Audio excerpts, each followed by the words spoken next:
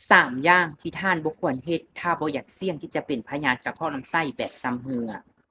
ถ้าผู้ใดอยากรู้มาฟังนำกันเลยแล้วเจ้าเองจะเข้าใจที่เผ็ดเกินไปเย็นเกินไปหรืออาหารที่เฮ็ดแล้วเอามาอุ่นกลับคืนตัวอย่างคืออาหารสำเร็จรูปหลายๆคนเนาะมักจะไป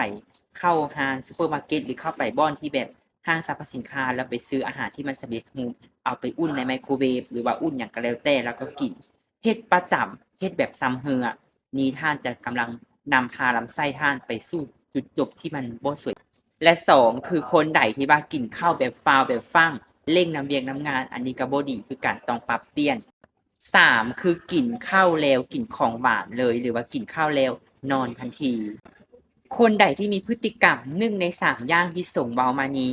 อยากหายดีเกี่ยวกับกระเพาะลำไส้ถ้าว่าเจ้าเป็นมาโดนสามารถถามส่งได้ แต่ถ้าคนใดที่หากก็เริ่มเป็นหรือว่ายังบ่ได้เป็นแล้วฟังคิดว่าคลิปนี้ดีและมีประโยชน์อยากแชร์ให้กับคนที่ท่านรักคนที่รักท่านหรือคนที่ท่านรู้ว่าเขาเจ้ากำลังเป็น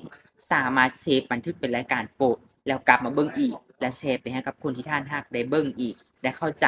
และถ้าท่านบ่อยากพลาดสาระดีๆแบบนี้ท่านสามารถกดติดตามกดใจให้ส่งได้แล้วท่านจะได้รู้สาระดีๆทุกๆมื้อ